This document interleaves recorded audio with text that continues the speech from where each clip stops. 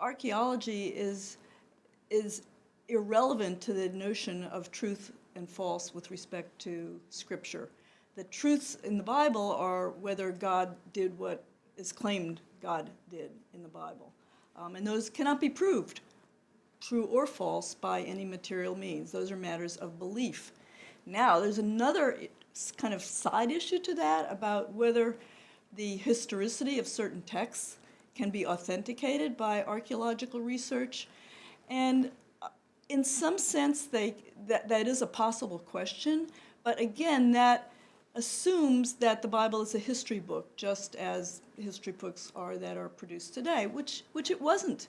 Our modern notion of history writing is just that. It's a product of the last few centuries. And the narratives and the texts that we have in Scripture were never intended to be a factual record of the past. So all kinds of liberties were taken in preserving historical memories of events where people knew that they were changing, distorting in order to get a point across.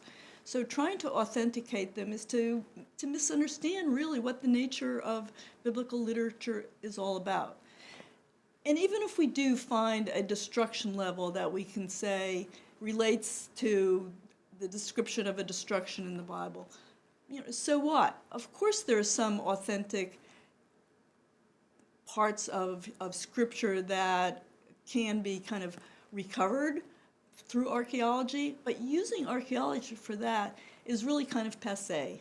And archaeology now is part of a burgeoning enterprise in the social sciences that lead us not to specific political or historical events, but rather to much wider cultural questions. What was life like in the biblical past? Why did things change? Why did cities grow up? Why did people fight with each other? What were the resources involved?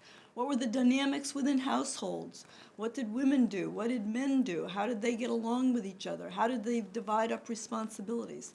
These are the kinds of questions now that archaeology is addressing, which takes us quite far away from the beginnings of biblical archaeology, which to a certain extent was motivated by trying to find evidence in the ground of what people read in the text.